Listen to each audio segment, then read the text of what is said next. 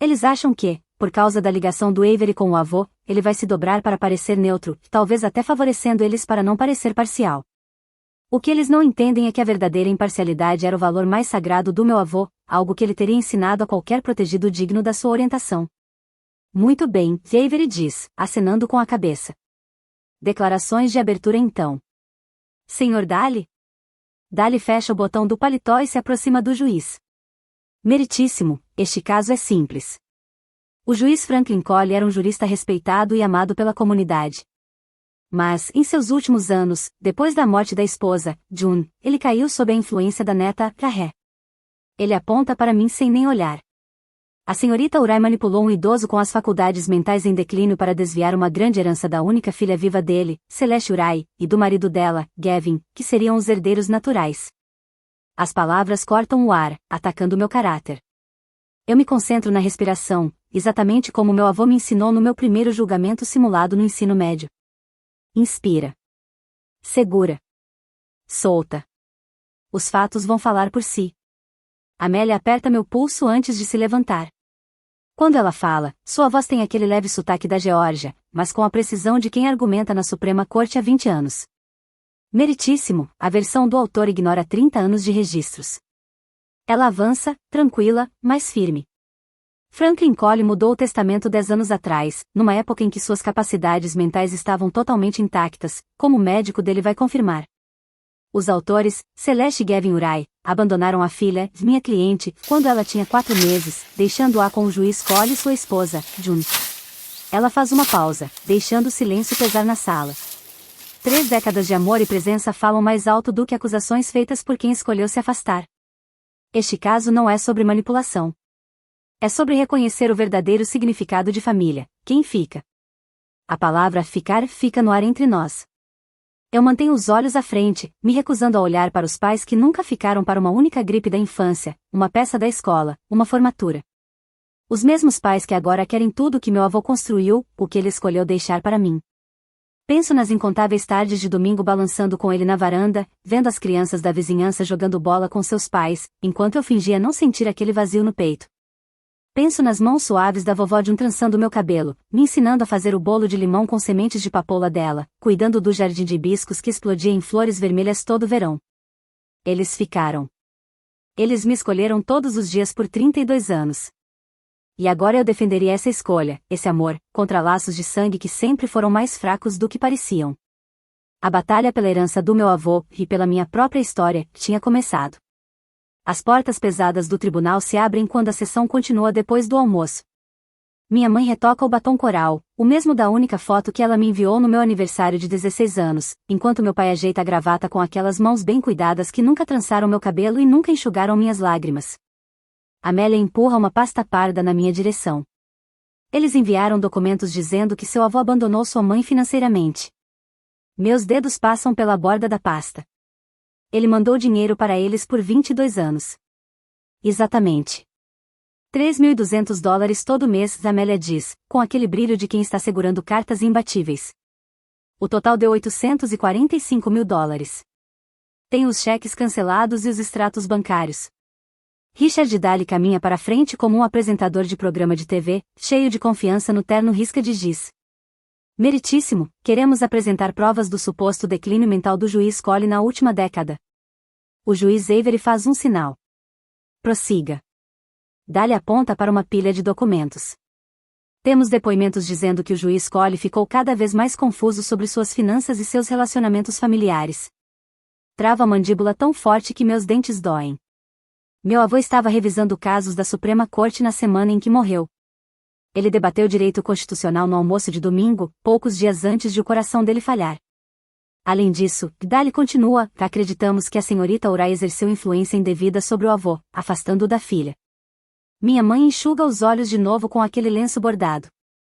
O brasão da família Collie, 3 folhas de carvalho, símbolo de força, longevidade e sabedoria, parece zombar da atuação dela naquele canto bordado.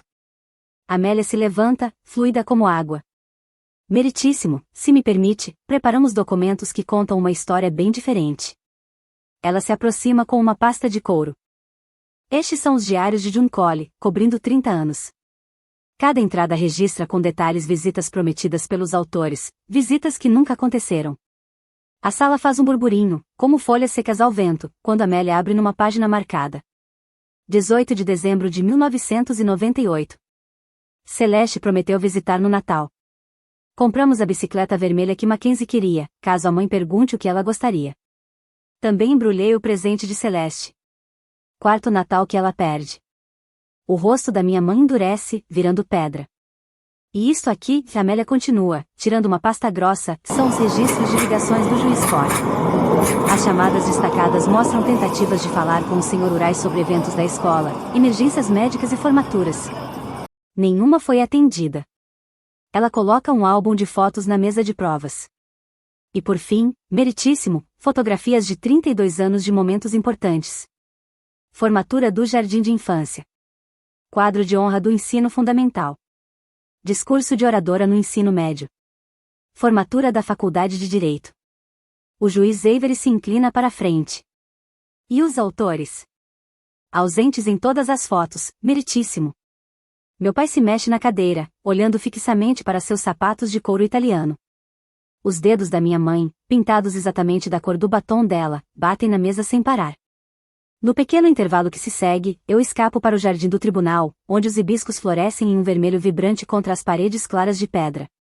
A avó June plantava hibiscos em todo lugar, nos canteiros, nos vasos do pátio e até num vasinho na janela da cozinha. A vida continua florescendo mesmo depois que alguém vai embora, que ela dizia enquanto regava. Nunca havia amargura na voz dela, só a sabedoria tranquila de quem viu a própria filha se afastar da neta. Toco a pétala macia de uma flor e, de repente, tenho 7 anos de novo, em pé numa cadeira da cozinha ajudando vovó a medir os ingredientes do famoso bolo de limão com sementes de papoula. Todo sábado de manhã era igual. Peneirar farinha, quebrar ovos, sentir o cheiro cítrico da casca de limão grudado nos dedos. Cozinhar é precisão e paciência, ela dizia, o cabelo grisalho caindo na testa enquanto mostrava como dobrar, não mexer, a massa. Assim como a vida, Mackenzie. Quando o tribunal volta a funcionar, algo muda dentro de mim. Não se trata mais de defender uma herança. É sobre proteger a memória deles, das pessoas que ficaram, que me escolheram todos os dias enquanto meus pais escolhiam ir embora. Você está bem? Amélia sussurra, percebendo minha postura mais firme. Sim. Estou pronta. Você está parecendo seu avô no tribunal agora. À tarde traz uma fila de testemunhas que nos conheciam, que conheciam a verdade. Doris Taylor, a escrivã que trabalhou com meu avô por 30 anos, fala sobre a mente afiada dele e sua ética inabalável. O Dr. Reynolds testemunha que meu avô tinha plena capacidade cognitiva até os últimos dias. Depois, Martha Wilson sobe ao banco das testemunhas, nossa governanta por 25 anos. O cabelo grisalho preso no mesmo coque que ela usava quando cuidava dos meus joelhos ralados e me ensinava a passar as camisas do meu avô. Todo domingo, Martha começa, a voz firme apesar das perguntas agressivas de Dali. Sem faltar um domingo sequer, a senhorita Mackenzie preparava o jantar com o juiz Cole. Mesmo depois que se mudou para o próprio apartamento, mesmo durante provas da faculdade de Direito, ela fazia o ensopado favorito dele e colocava a mesa com a porcelana da dona June, de Martha conta. E depois que June Cole faleceu? Amélia pergunta com delicadeza. Os olhos de Martha encontram os meus. A senhorita Mackenzie não perdeu um único domingo, nenhum, em 10 anos. Ela sempre trazia flores frescas para a mesa e hibiscos, quando era época, porque eram as preferidas da avó dela. Piscar rápido é a única maneira de segurar as lágrimas. Atrás de mim, no auditório, colegas da promotoria ocupam 3 fileiras. Pessoas que me viram construir casos contra fraudadores e criminosos de colarinho branco agora assistem eu defender o caso mais pessoal da minha vida. Dali se levanta para o contra-interrogatório. Martha, não é verdade que Mackenzie Urai controlava quem podia ter acesso ao juiz Cole nos últimos anos? Não, senhor, isso não é verdade, Martha responde sem pensar 2 vezes. O juiz Cole tomava suas próprias decisões até o dia em que morreu. A senhorita Mackenzie só respeitava o que ele queria. Um lampejo de frustração cruza o rosto de Dali. Peço que a opinião pessoal da testemunha seja retirada dos registros.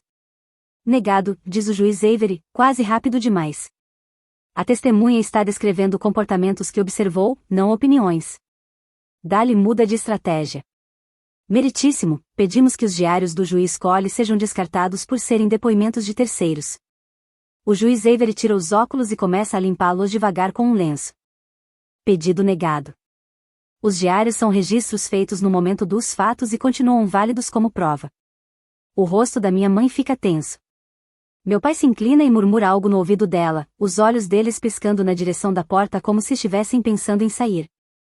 Um início de esperança bate no meu peito quando o juiz Avery aceita como prova a última carta escrita à mão pelo meu avô, a carta que ele escreveu uma semana antes do ataque cardíaco, na qual explicava por que tinha mudado o testamento 10 anos antes. A decisão não foi tomada às pressas nem por confusão, e ele escreveu. Foi tomada com clareza, depois de observar por 20 anos qual membro da família realmente entendia o significado da palavra família. As mãos da minha mãe tremem um pouco quando ela aceita um copo d'água de Dali. Pela primeira vez desde que o julgamento começou, eu me permito acreditar que a verdade talvez consiga vencer a história falsa que meus pais criaram. E ali, entre a pilha de registros financeiros e as décadas de ausência documentada, eu encontro algo inesperado. A força de saber exatamente quem eu sou e onde eu pertenço. Não por causa do sangue nas minhas veias, mas pelos valores que carrego no coração. Na manhã seguinte, o jornal Charleston Post and Courier cai na minha porta com um baque que ecoa pelo corredor vazio. Eu nem preciso abrir para saber o que vou encontrar. O rosto da minha mãe, montado num drama estudado, aparece logo abaixo da dobra. Briga pela herança divide família tradicional de Charleston, grita a manchete. Eu me obrigo a ler a matéria. Celeste diz que foi sistematicamente afastada do carinho do pai. Chora falando sobre uma suposta campanha para virar Franklin Cole contra sua única filha, sem mencionar uma única vez o bebê de 4 meses que ela deixou na porta dos próprios pais. O telefone toca antes que eu termine a leitura. Mackenzie Urai? A voz é desconhecida, grossa, irritada. Você devia ter vergonha. Roubando da própria mãe. A ligação cai. Mais 3 chamadas seguem, todas de estranhos, todos acreditando no teatro de lágrimas da Celeste. Antes do meio-dia, a caixa postal do meu escritório está cheia de mensagens questionando minha integridade. A promotora que manipulou o avô idoso. A filha ingrata que nega aos pais a herança que é deles. As palavras entram na minha pele como farpas. Fico parada na janela do escritório do meu avô, vendo a chuva escorrer pelo vidro antigo de 100 anos. O jardim está quieto, os hibiscos preferidos da minha avó esperando dias mais quentes. Meu reflexo me encara, ombros levemente caídos, uma postura que a avó June teria corrigido com um toque suave. Fique ereta, Mackenzie, ela diria, como meus hibiscos. Na estante atrás de mim, os diários de capa de couro ficam alinhados como guardas. Passo a mão pelos lombos até parar no encadernado em tecido verde, o diário de jardinagem da June. Não o abro desde que ela morreu, 3 anos atrás. Por dentro, a letra elegante dela fala de épocas de plantio e tipos de solo. Mas, nas margens, algo chama minha atenção. Lições de vida, escritas como se ela estivesse conversando com as próprias plantas. Hibiscos sobrevivem ao inverno quando tudo parece morto, ela anotou ao lado de um desenho das flores vermelhas. As flores mais fortes nascem dos invernos mais frios. Lembre-se disso, Mackenzie. Ver meu nome escrito pela mão dela solta algo apertado dentro do meu peito. Na mesa está outro tesouro, o caderno de couro que meu avô me deu na formatura da Faculdade de Direito. Na capa interna, a caligrafia firme dele. A ética não depende da situação, Mackenzie. Ela é a base sobre a qual a justiça se sustenta. Lembro de vê-lo no tribunal anos atrás, durante meu estágio de verão, o momento em que tive certeza do meu caminho no direito. Um réu o acusou de parcialidade. Franklin Cole nem piscou. Justiça não é vingança, e ele me disse depois. Justiça é restaurar a verdade. E verdade. A palavra assenta na minha mente como uma pedra lançada em água parada. Eu não vou desorar a memória deles com amargura. Endireito a coluna, levanto o queixo e fico firme, como os hibiscos. Na manhã seguinte, o tribunal está cheio de expectativa. Minha mãe sobe ao banco das testemunhas, secando lágrimas ensaiadas com toda a precisão do teatro que sempre fez. O suéter de cachemira azul clarinho, e não marinho, combina perfeitamente com o tom de pele dela. Meu marido me abandonou, ela declara, a voz quebrando na medida certa. E quando a Mackenzie nasceu, parecia que eu deixei de existir.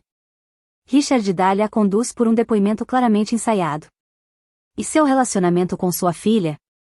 Eu tentei, Celeste sussurra, mas Franklin e June não deixavam. Eles a viraram contra mim. O público murmura, com pena dela. Mantenho o rosto neutro, os dedos pressionando o brinco de pérola da minha avó que está no meu bolso, com um toque que me traz de volta ao chão. Amélia se levanta para o contra-interrogatório, com uma pilha de documentos na mão. O sotaque dela da Geórgia fica um pouquinho mais forte, uma estratégia para deixar a testemunha confortável antes do golpe. Senhora Urai, a senhora declarou que o juiz Collie a abandonou, correto? Sim, Celeste diz, enxugando os olhos. Aqui eu tenho os registros de visita entre 1993 e 2008. Amélia se aproxima do banco das testemunhas. A sua assinatura aparece 10 vezes em 15 anos. 10 visitas à sua filha em 15 anos. A senhora chamaria isso de devoção materna? A mandíbula de Celeste fica rígida. Esses registros não mostram as vezes em que fui impedida de entrar. Interessante, Amélia diz, pegando outro documento. Também tenho e-mails enviados da sua conta para o juiz Collie. Ela lê em voz clara. 12 de maio de 2001. Não vou poder ir ao recital da Mackenzie. Envie dinheiro para o depósito do apartamento em Manhattan. 23 de dezembro de 2006. Visita de Natal impossível este ano. A casa em Aspen que alugamos não permite crianças. 8 de setembro de 2012. A formatura da Mackenzie coincide com nosso cruzeiro no Mediterrâneo. Cada data cai no silêncio da sala como um golpe. Atrás de mim, alguém solta um suspiro. E esta anotação de próprio punho do juiz Collie. Amélia coloca o documento na tela. Na letra firme do meu avô, está escrito: promessas quebradas, de novo. Mackenzie esperou na janela até meia-noite. Como explico desta vez? As lágrimas no rosto da minha mãe agora são reais, mas são de raiva, não de tristeza. O clima no tribunal muda, como uma corrente de mar virando de direção. Depois, Martha Pullman sobe ao banco das testemunhas, a governanta da minha avó por 30 anos, presença constante nos jantares de domingo de toda a minha infância. O cabelo cinza preso no mesmo coque impecável, as mãos cruzadas no colo. Depois que a dona June faleceu, a Mackenzie nunca faltou a um domingo, Martha declara. Mesmo na semana de provas finais da faculdade de Direito, eu ia de carro de Duke no sábado à noite, ajudava o juiz com os remédios, ia à igreja com ele no domingo de manhã e ainda preparava o almoço antes de voltar para a universidade. E os autores do processo? Amélia pergunta. A senhora Urai ligava 2 vezes por ano. Talvez. Sempre para falar de dinheiro. O senhor Urai? Martha franze o nariz. Nunca ouvi a voz dele naquela casa. Depois vem as testemunhas da vizinhança, os Petersons, que me viam limpando a neve da calçada do Franklin depois de cada nevada. O Dr. Williams, que me ensinou a dirigir no estacionamento da igreja quando meus pais esqueceram do meu aniversário de 16 anos. O professor Armon, que orientou minha tese da faculdade de Direito enquanto eu cuidava do meu avô depois da cirurgia no quadril. A caneta do juiz Avery se move sem parar sobre o bloco de anotações. Ele só levanta o olhar quando meu orientador da Duke Law sobe ao banco das testemunhas. Mackenzie trabalhava nos fins de semana para manter suas notas e ainda assim visitava o avô todo domingo, o professor Montgomery afirma. Ela já comentou com você sobre esperar alguma herança? Amélia pergunta. Nunca. Nenhuma vez. O consultor financeiro do Franklin confirma que eu nunca perguntei nada sobre o patrimônio dele. Nunca pedi dinheiro além das mensalidades da faculdade. A cada testemunho, a história muda. A simpatia da sala de audiência vai deixando de lado o teatro da Celeste e se voltando para a realidade documentada de 30 anos. No intervalo da tarde, Amélia toca meu ombro. Agora vem o contra-interrogatório do Gavin. Pronta?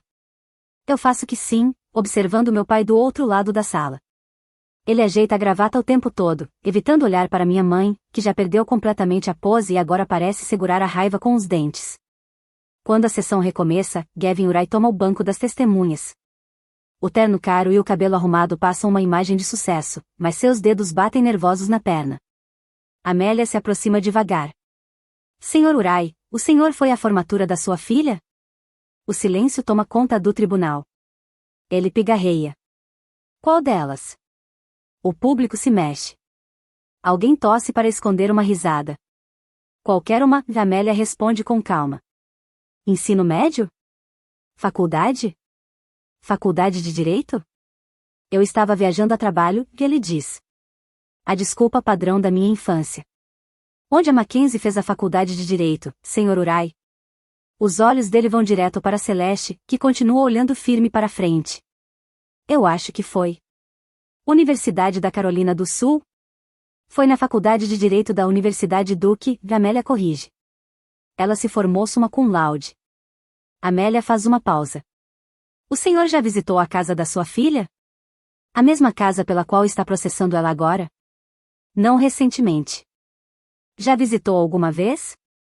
Outro silêncio pesado. Não. Murmúrios crescem no tribunal. O juiz Avery bate o martelo suavemente, um aviso.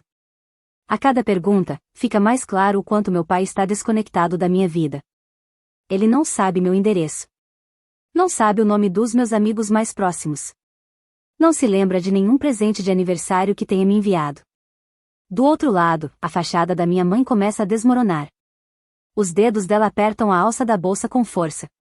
A encenação está ruindo. O público está virando contra ela. Eu me mantenho sentada, ereta, ouvindo a voz da minha avó de na memória. Fique firme como o hibisco. As flores mais fortes nascem dos invernos mais frios. Quando o dia está quase acabando, Richard Daly se levanta com uma energia inesperada. Meritíssimo, chamamos o Dr. James Morrison ao banco das testemunhas. Um homem que eu nunca vi caminha até a frente, uns 60 e poucos anos, cabelo prateado, óculos de armação fina. Meu estômago se fecha. Quem é esse? Sussurro para Amélia. Não está na nossa lista de testemunhas, ela responde, folheando papéis rapidamente. Daly o apresenta como o ex-médico do Franklin Cole, dizendo que ele tem um depoimento essencial sobre o estado mental do meu avô nos últimos anos de vida. O juiz Avery franze a testa. Essa testemunha não estava na sua lista, advogado. Descobrimos recentemente, meritíssimo. É essencial para provar que o juiz Cole estava vulnerável à influência indevida. Amélia faz objeção na hora, mas o juiz Avery permite um depoimento limitado, em nome de uma análise completa do caso. Quando o homem se acomoda no banco das testemunhas, percebo algo familiar, um hábito nervoso de ajustar os óculos com o dedo médio, e não o indicador. O mesmo gesto estranho que eu tinha visto anos atrás, numa conferência médica em que meu avô falou. Não se preocupe, Amélia sussurra, quando Daly se aproxima da testemunha surpresa. Confie na preparação. Assinto, observando as mãos do Dr. Morrison. Ele ajusta os óculos de novo, empurrando a ponte com o dedo médio. Uma memória surge.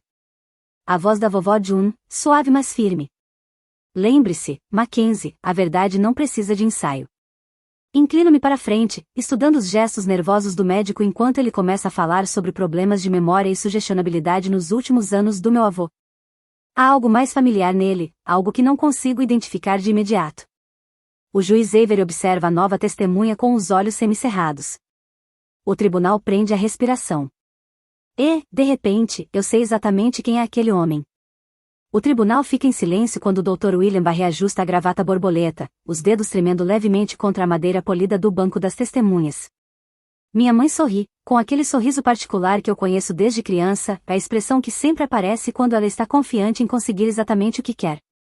Dr. Barré, há quanto tempo o senhor tratou o juiz Franklin Cole? A voz de Richard Daly soa ensaiada, com aquela sinceridade prática que parece vazia para quem já passou tempo em tribunais. Barré pigarreia. Vi o juiz Cole 2 vezes nos meses antes de ele falecer. E durante essas visitas, o senhor notou algum sinal que pudesse indicar que o juiz Cole estava sendo manipulado? Meus músculos se tensionam. Amélia coloca a mão sobre a minha, embaixo da mesa, um aviso suave para manter a calma. Objeção. Exige especulação, Amélia afirma, o sotaque da Geórgia mais marcado quando irritada. As sobrancelhas prateadas do juiz Avery se aproximam. Vou permitir, mas cuidado, Sr. Daly. Barré acena ansiosamente. Sim, observei vários sinais preocupantes. O juiz parecia confuso sobre suas finanças. Ele comentou que se sentia pressionado em relação às decisões sobre seu patrimônio. Pelo canto do olho, vejo minha mãe acenar dramaticamente, o lenço dela aparecendo de novo. Amélia se levanta devagar, abotoando o paletó com calma deliberada. Dr. Barré, o senhor disse que viu o juiz Cole 2 vezes. Poderia informar as datas específicas dessas consultas? 12 de março e 3 de abril do ano passado. E qual era sua relação com o juiz Cole antes dessas consultas? Barré se mexe na cadeira. Eu não o tratava antes. Então o senhor não era o médico de confiança dele? Não, mas... Quando o senhor abriu sua clínica em Charleston, Dr. Barré? Ele engole em seco. Há 8 meses. Com quem o senhor estabeleceu essa clínica? Daly se levanta. Objeção. Relevância. Isso diz respeito à credibilidade, meritíssimo. Negado. A testemunha responderá, diz o juiz Avery. A gola de Barré parece de repente apertada demais. Com o Dr. Thomas Reynolds. E qual a relação do Dr. Reynolds com a Sra. Celeste Uray? O tribunal se agita. Barré olha rapidamente para minha mãe antes de responder. Ele é primo dela. Amélia assente uma vez, pegando uma pasta da mesa. Gostaria de incluir como prova. Exhibito 43, meritíssimo. Estes são os registros médicos completos do juiz Cole pelo seu médico de confiança por 30 anos, Dr. Harold Simons. Daly se levanta rapidamente. Objeção. Esses registros não foram apresentados durante a descoberta. Foram sim, meritíssimo. Página 211 do nosso pacote de documentos, entregue há 2 meses, Amélia responde sem nem olhar para Daly. O juiz Avery folheia uma pasta. Objeção negada. Os registros foram devidamente divulgados. Amélia se aproxima de Barré com uma pilha de documentos. Estes registros mostram que o Dr. Simons fez uma avaliação cognitiva completa do juiz Cole apenas uma semana após sua segunda consulta. Dr. Barré, poderia ler a conclusão dele na página 4, parágrafo 2? A voz de Barré treme levemente. A função cognitiva permanece afiada e consistente com avaliações anteriores. O paciente demonstra excelente memória de eventos recentes e antigos. Nenhum sinal de confusão ou dificuldade de tomada de decisão. Obrigada, Dr. Barré. Amélia coloca outro documento à frente dele. Agora, poderia explicar esta receita que o senhor escreveu para o juiz Cole durante sua segunda visita? Barré empalidece. É um sedativo leve. Esse medicamento foi solicitado pelo juiz Cole? Não exatamente. Quem sugeriu essa medicação, Dr. Barré? Os olhos dele se voltam para minha mãe de novo. A senhora Uray demonstrou preocupação com a ansiedade do pai. No entanto, as anotações do Dr. Simons indicam que o juiz Cole não apresentou sintomas de ansiedade na consulta da semana seguinte. Interessante, Amélia se volta para o juiz. Sem mais perguntas para esta testemunha. Daly se levanta para o interrogatório complementar, mas o depoimento de Barré já se desfez. Cada pergunta apenas aprofunda a confusão.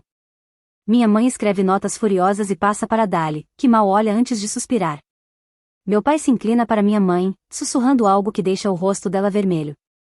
Eles começaram a se quebrar, cada um culpando o outro pelo colapso do caso. A defesa chama Mackenzie Uray, que Amélia anuncia.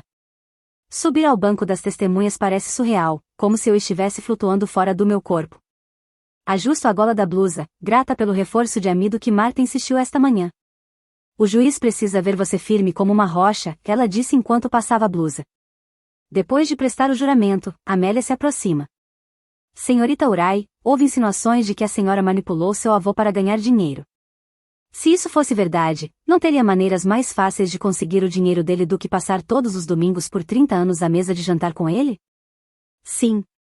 Minha avó sai mais firme do que eu esperava. Sou promotora, com salário confortável. Se eu quisesse o dinheiro dele, não teria passado 3 décadas de domingos ouvindo histórias de casos de 1972. Alguns risinhos discretos percorrem o tribunal. Essa tradição de jantar aos domingos mudou depois que sua avó faleceu? Engulo em seco por causa do nó na garganta. Só de uma forma, respondo. Comecei a levar o bolo de limão com sementes de papoula, em vez de ela fazê-lo. E todo o resto? Tudo continuou igual, 6 horas em ponto, música clássica no rádio e as histórias do meu avô. E por que a senhora manteve essa tradição? A resposta é simples. Eu continuava porque eu amava. Daly se levanta para o contra-interrogatório, a confiança dele visivelmente menor do que de manhã. Senhorita Uray, não é verdade que a senhora influenciou a decisão do seu avô de mudar o testamento depois da morte da sua avó? Não. O testamento dele foi mudado 10 anos atrás, quando a minha avó ainda estava viva. Eles tomaram a decisão juntos. Mas a senhora discutiu o testamento com ele? Ele discutiu comigo. Ele foi juiz por 40 anos, Sr. Daly. Ninguém influenciou Franklin Cole a fazer algo que ele não acreditasse ser certo. Dali tenta outro caminho. A senhora tinha conhecimento do conteúdo do testamento? Sim. Meu avô acreditava em transparência. Ele me mostrou o testamento e explicou que ele e minha avó decidiram deixar o patrimônio para mim, em vez de para pais que escolheram não fazer parte da minha vida. Da galeria, ouço várias pessoas murmurando em concordância. O juiz Avery não faz nenhum gesto para silenciá-las. Meu chefe, o promotor Robert Langston, sobe ao banco das testemunhas, sua presença imponente fazendo a cadeira parecer pequena demais. Supervisiono Mackenzie Uriah há 6 anos, ele afirma sem precisar de perguntas. Ela processou crimes financeiros no valor de milhões. Se houvesse um promotor no meu escritório em quem eu confiaria meu próprio patrimônio, seria ela. Sua integridade é além de qualquer crítica. O juiz Avery acena com a cabeça e fala diretamente do banco. Conheço Franklin Cole há quase 30 anos. Ele me orientou quando entrei no judiciário. Em todo esse tempo, nunca ouvi tomar uma decisão que não fosse bem pensada e ética. A objeção de Daly vem tarde demais e sem força. O juiz apenas registra a informação nos autos, sem comentar mais nada. No intervalo da tarde, saio para o corredor para tomar ar e ouço o sussurro ríspido do meu pai para minha mãe perto da fonte de água. Você levou isso longe demais, Celeste. Barré foi um desastre. Barré, como eu ia saber que eles tinham esses registros? Thomas disse. Thomas disse. Thomas disse. Toda a sua família fala demais, mas não faz nada. Minha mãe me vê e fica em silêncio, puxando meu pai pelo braço. Quando o julgamento recomeça, Richard Daly pede uma reunião com Amélia. Eles conversam em voz baixa ao lado do tribunal antes de se aproximarem juntos do juiz. Depois de uma breve discussão com o juiz Avery, eles voltam para suas mesas. Amélia se inclina para mim. Eles estão oferecendo desistir do processo se você pagar os honorários deles. Sacudo a cabeça uma vez. Não. Ela aperta minha mão. Bom. Foi isso que eu disse a eles. Minha mãe senta-se rígida na mesa dos autores, mas as rachaduras em sua fachada ficaram maiores. O primo dela, sentado 3 fileiras atrás, fixa os olhos nos sapatos em vez de encarar Barré que o interroga do outro lado da sala. O juiz Avery pigarreia. Baseado no depoimento e nas provas apresentadas hoje, estou pronto para emitir a decisão, a menos que os advogados tenham testemunhas adicionais. Daly se levanta. Nenhuma testemunha adicional, meritíssimo. Muito bem. O juiz Avery varre o tribunal com um olhar antes de se fixar em mim. Às vezes a lei é complicada. Este caso não é. As provas mostram claramente que Franklin Cole estava em pleno uso da razão quando fez seu testamento, e que suas decisões foram deliberadas e conscientes. Ele se volta para meus pais. Os autores não apresentaram nenhuma prova credível de influência indevida ou incapacidade mental. A ação é rejeitada com julgamento definitivo. O martelo bate, firme e final. O rosto da minha mãe se contorce de raiva, mas quem me surpreende é meu pai. Por um instante, algo parecido com alívio passa por sua expressão antes da máscara de indignação voltar. Enquanto as pessoas saem do tribunal, Amélia organiza seus papéis. Seu avô ficaria orgulhoso. Assinto, sem conseguir falar por causa do nó na garganta. A vitória não traz alegria, apenas uma silenciosa sensação de justiça e a certeza de que o legado do meu avô e da minha avó continua intacto. Eles ficaram quando era importante. E ao honrar a escolha deles hoje, eu também fiquei. Celeste me encurrala fora do banheiro do 3º andar, o perfume Chanel criando uma barreira invisível entre nós. O corredor do tribunal está vazio em ambas as direções. As testemunhas se espalharam durante o intervalo de 15 minutos antes dos argumentos finais. Mackenzie. A voz dela não tem o calor ensaiado que usa no tribunal. Precisamos conversar. Endireita o paletó cinza escuro, como um escudo contra qualquer manipulação que venha a seguir. Sobre o quê? Sobre essa divisão. Ela se aproxima, os brincos de diamante refletindo a luz fluorescente. Você pode ter a lei e o dinheiro do seu lado, mas eu tenho o seu sangue. A palavra sangue paira entre nós como uma acusação. Penso nos diários escritos à mão do meu avô, registrando cada aniversário perdido, cada promessa quebrada, cada vez que minha mãe escolheu a ausência em vez da presença. Sua avó aprovaria isso? Celeste sussurra, a mão perfeitamente feita alcançando meu braço, mas sem tocar de fato. Jun sempre quis a união da família, o perdão. Minha garganta se aperta com a invocação casual do nome da avó. Celeste mal conheceu sua própria mãe na vida adulta, visitando menos de uma vez por ano, enquanto eu ajudava a June a cuidar do jardim de hibiscos toda manhã de sábado durante 27 anos. Podemos acabar com isso hoje, ela continua, interpretando meu silêncio como hesitação. Estou disposta a perdoar e esquecer tudo se você simplesmente dividir a herança. 50-50. É justo, não é? Ela continua. Mãe e filha dividindo igualmente? Seus olhos, iguais aos meus em formato e cor, percorrem meu rosto procurando fraqueza, procurando a menininha que esperava pelo correio por cartões que quase nunca chegavam. Pense na comunidade, que ela pressiona. Todo mundo está falando. O pastor da Trinity me ligou ontem sobre a tragédia da divisão familiar. Quase riu. O pastor Roberts também tinha me chamado, preocupado de verdade depois de 3 décadas me vendo sentar ao lado do meu avô no quarto banco todo domingo de Páscoa, enquanto meus pais eram figuras fantasmas nas fotos de feriados. O Charleston Post vai publicar uma matéria na próxima semana, Celeste acrescenta. Família contra família. É assim que você quer que seja seu legado? E a reputação da família Cole? Antes que eu possa responder, Richard Daly aparece na esquina com sua pasta de couro e acena para minha mãe. O juiz Avery volta em 5 minutos. O olhar de Celeste endurece. Pense bem, Mackenzie. Sangue importa nesta cidade, sempre importou. Eles desaparecem pelo corredor, me deixando sozinha com o eco das palavras dela e o peso de 32 anos de ausência cuidadosamente documentada. Abro a porta do banheiro e fico diante do espelho, estudando meu reflexo. Olhos cinzentos, nariz reto, queixo firme, tudo herdado de uma mulher que via a maternidade como um incômodo. Mas há algo mais. Algo que June cultivou nas manhãs silenciosas de sábado no jardim, quando me ensinava a transplantar mudas de hibisco com mãos delicadas. A vida ainda floresce, ela dizia, mesmo depois que alguém se vai. Vejo a força de June refletida em mim agora. E ouço a voz do meu avô, clara como naquele nosso último jantar de domingo. Integridade não é o que você diz, Mackenzie. É o que você demonstra. A porta do banheiro se abre, e Amélia entra. Seus olhos encontram os meus no espelho. Ela estuda minha expressão e assente uma vez. Você já tomou sua decisão. Viro-me do espelho, endireitando os ombros do jeito que meu avô fazia antes de dar um veredicto. Verdade acima da paz. Bom, e Amélia segura a porta. Porque os diários do seu avô acabaram de chegar de seu gabinete. O juiz Avery concedeu nossa solicitação, apesar das objeções de Daly. O tribunal está cheio de expectativa quando entramos. A galeria está repleta da velha guarda de Charleston, todos querendo assistir ao ato final do drama da nossa família. Vejo rostos familiares, vizinhos que me viram crescer, colegas de advocacia, até o pastor Robert sentado na última fila com sua Bíblia gasta. Celeste e Gavin sussurram urgentemente para Daly enquanto o juiz Avery toma seu lugar. A gravata cara do meu pai está levemente torta, seu primeiro sinal visível de desconforto desde o início do julgamento.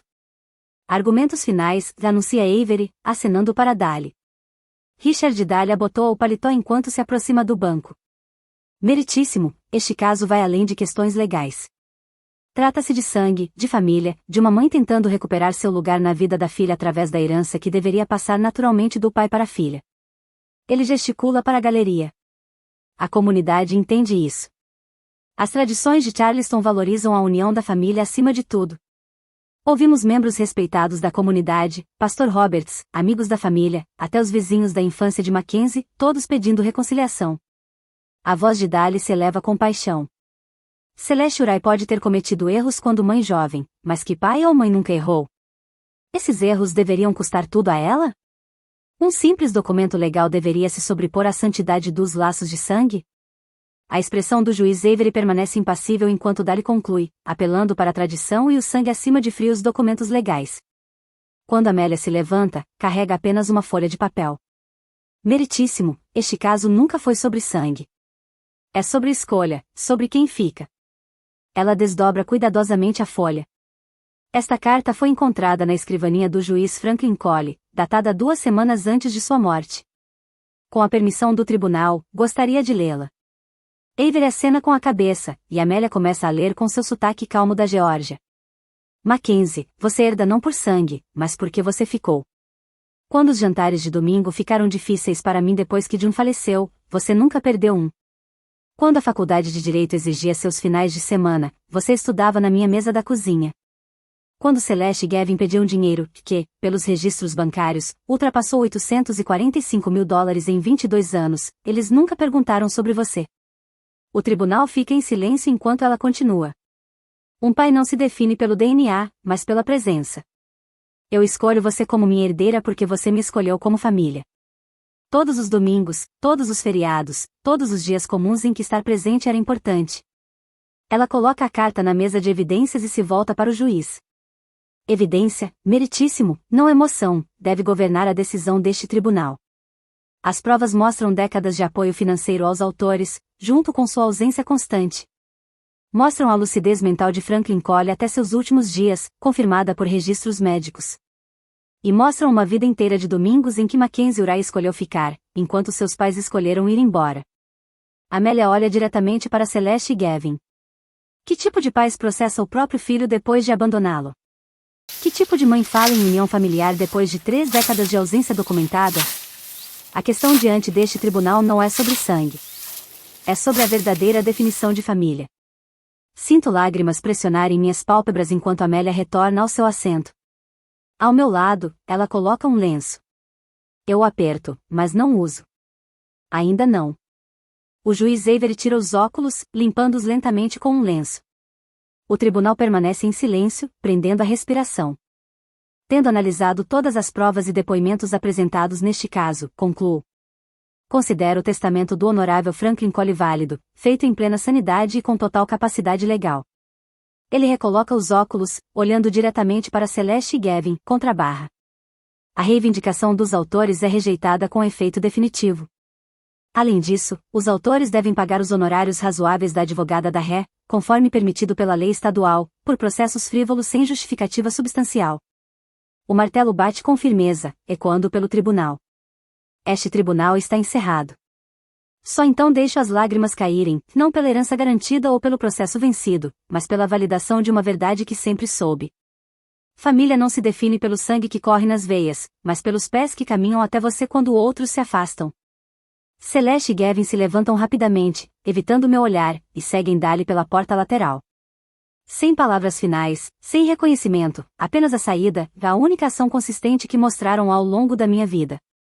Amélia aperta meu ombro uma vez. Justiça feita, ela sussurra. Seu avô ficaria orgulhoso. Assinto, sem conseguir falar por causa do nó na garganta. O tribunal se esvazia lentamente, os murmúrios desaparecendo como marés que recuam. Permaneço sentada, observando a luz do sol passar pelas janelas altas e iluminar a mesa vazia dos autores. A herança importa menos do que o que ela representa, o reconhecimento de que família é quem fica quando ir embora seria mais fácil.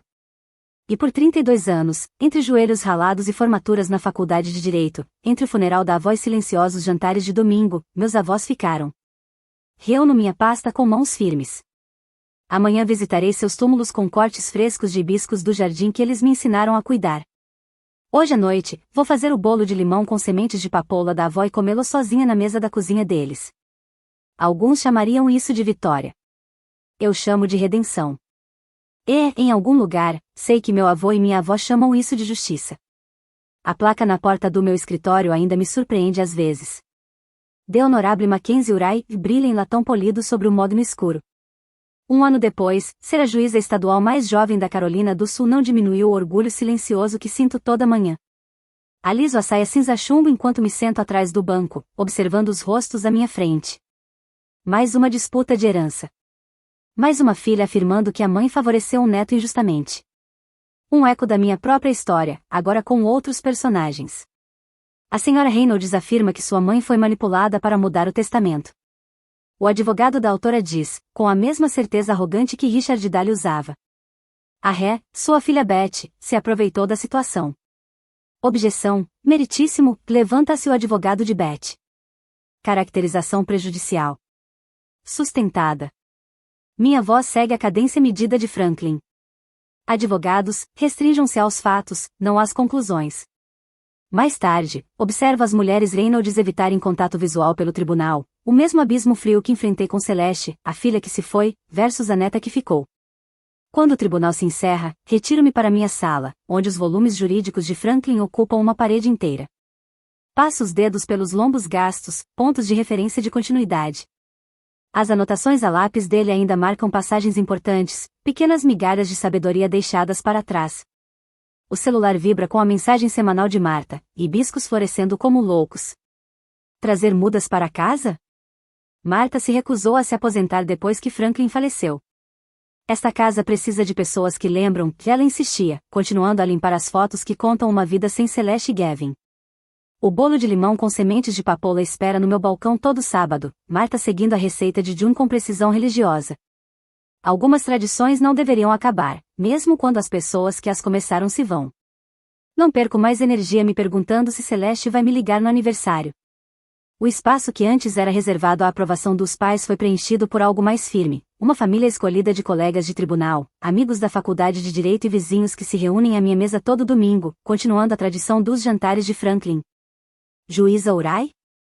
Meu secretário aparece na porta. Sua audiência de custódia das 4 horas está pronta. O caso Anderson. Meu coração se aperta. Um menino de 5 anos preso entre pais em guerra, o pai aparecendo só quando é conveniente. Endireito a caneta tinteiro de Franklin sobre o blotter antes de me levantar. No tribunal, observo os desenhos da criança apresentados como prova. Figuras de palito, rotuladas mamãe e vovó, estão ao lado de uma casa. Nenhum pai aparece. Senhor Anderson, falo diretamente ao pai. As crianças não lembram o que dizemos. Elas lembram quem apareceu. As palavras se espalham pelo tribunal como ondas em água parada. Os olhos do pai se abrem em reconhecimento. Talvez algo mude para este menino. Naquela noite, dirijo até o cemitério Magnolia enquanto o pôr do sol dourado ilumina os túmulos desgastados. Ajoelho-me entre 2 túmulos, colocando flores frescas de hibisco, vermelho vibrante contra o mármore pálido. Cumpri minha promessa, sussurro para a lápide de June, colocando uma fatia de bolo de limão embrulhada em papel manteiga. Protegi o que você construiu. O vento agita os carvalhos ao redor. Aqui, ajoelhada entre as pessoas que me escolheram todos os dias por 32 anos, a gratidão finalmente supera a dor. O caso Reynolds acabou hoje, digo para o túmulo de Franklin. A neta herdou. A verdade venceu. Um cardeal pousa em um galho próximo, vermelho brilhante contra o céu escurecendo.